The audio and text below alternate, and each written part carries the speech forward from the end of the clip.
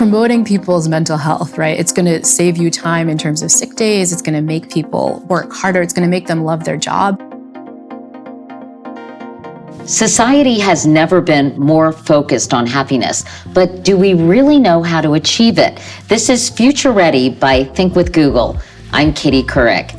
Today I'm joined by Dr. Laurie Santos, professor of psychology at Yale and creator of the Happiness Lab podcast. Hi, Laurie. Hey, thanks so much for having me on. Oh, I'm so thrilled to talk to you because I know you created a hugely popular course at Yale, one of the most popular in the history of the school, called Psych 157, Psychology and the Good Life, informally known as the Happiness Class. What motivated you to create this course? Well, I've been teaching at Yale for the last 20 years, but in just the last couple years, I took on this new role where I'm a head of college. And that means I live with students on campus. I see them in the dining hall at the coffee shop. And I honestly didn't like what I was seeing. I was seeing this college student mental health crisis. And this was my community. And it was frustrating because I realized that psychology has all these tips we can use to feel happier. You talk about a culture of capitalism that is negatively affecting our happiness. What exactly do you mean by that? Yeah, well, I think, capitalism is built to go after stuff, right? Get the next thing, buy the next thing. It's often really based on these extrinsic rewards, often material rewards. And everything we know suggests that that's not really what's giving us happiness. So I think we need to kind of push back against some of the norms we've gotten through advertising and so on to recognize what does the science really say will work for happiness. There's something that people talk about today, which is conscious consumerism, where people are supporting brands because they're aligned with their values.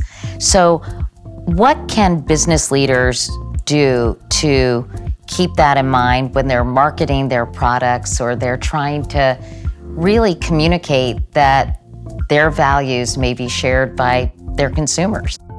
One thing we forget is that people really do get value from doing nice things for other people, from doing nice things for the planet, for example. And so I think this is something that, businesses mess up. They're large multinational corporations that wind up giving a lot of money to charity, but they don't often tell people what they're doing. And I think that's leaving a potential happiness boost on the table, right? I think really share as a business what you're doing to help the planet and help the world.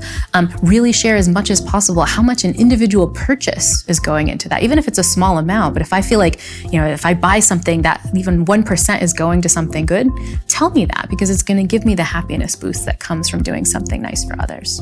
So, businesses need to capture people's attention, but if they can think about creative ways to do that don't fall into the glut of everything or getting caught up in social media, I think that can be really powerful. And they can do that just through something creative, or make people laugh, if you're taking someone's attention, give them something back for it. Let's talk about the workplace. I think workplaces have changed dramatically. What can employers do to keep their employees feeling happy? And is that really their job? Keeping employees happy is more the job that managers think, in part because there's lots of evidence that your performance relies on your happiness levels.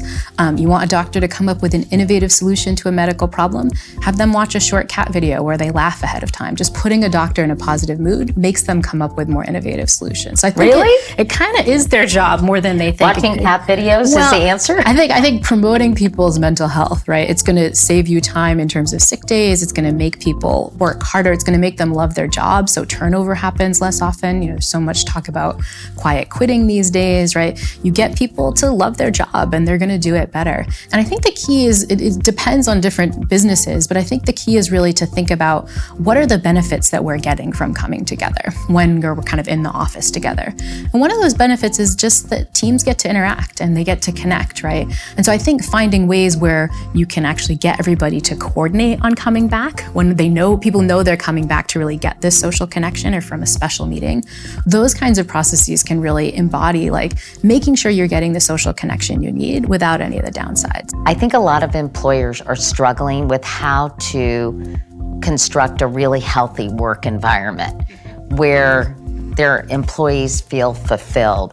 What do you think the ideal workplace will look like in the next 5 years or so? I think there's a tendency to sort of want to micromanage, to control folks' time. And the evidence suggests that that actually makes people underperform. That if you allow people to really embrace their strengths, embrace their values, and give them a little bit of bandwidth to succeed in that, that can actually increase performance more than many bosses expect. Fascinating. Laurie Santos, thank you so much. This was such an interesting conversation. Thanks so much for having me on. There are more great conversations to help you and your business stay ready for what's next. Make sure you're subscribed to Think with Google's YouTube channel and also watch the other Future Ready videos on Think with Google now.